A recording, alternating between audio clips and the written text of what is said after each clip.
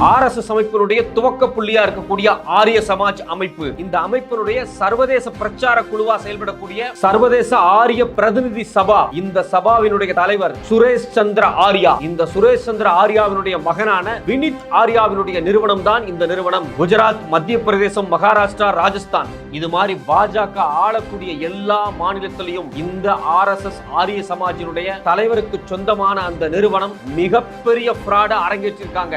இந்த தலைவருடைய நிகழ்ச்சியை இந்தியாவினுடைய ஜனாதிபதி ராம்நாத் கோவிந்தே நேரடியா நின்று நடத்தி வச்சிருக்கார். இது மட்டும் இல்லாம பாஜகவை சார்ந்த ராஜ்நாத் சிங், நிதின் கட்காரி, மனோகர்லால் கட்டார், மனோஜ் திவாரி, இது மாதிரி மிக முக்கியமான தலைவர்கள் எல்லாருமே இந்த ஃப்ராட் நிறுவனத்தினுடைய தலைவருக்கு மிக நெருக்கமானவர்கள். கடந்த 7 ஆண்டுகள்ல 70 பரீட்சையினுடைய கொஸ்டின் பேப்பரை லீக் பண்ண இந்த அமைப்புக்கும் பிஜேபியினுடைய முக்கிய தலைவருக்கும் என்ன தொடர்பு? இது குறித்து இதுவரைக்கும் மோடி அரசாங்கம் ஏன் வாய் திறக்காமல் அமைதியா இருக்காங்க?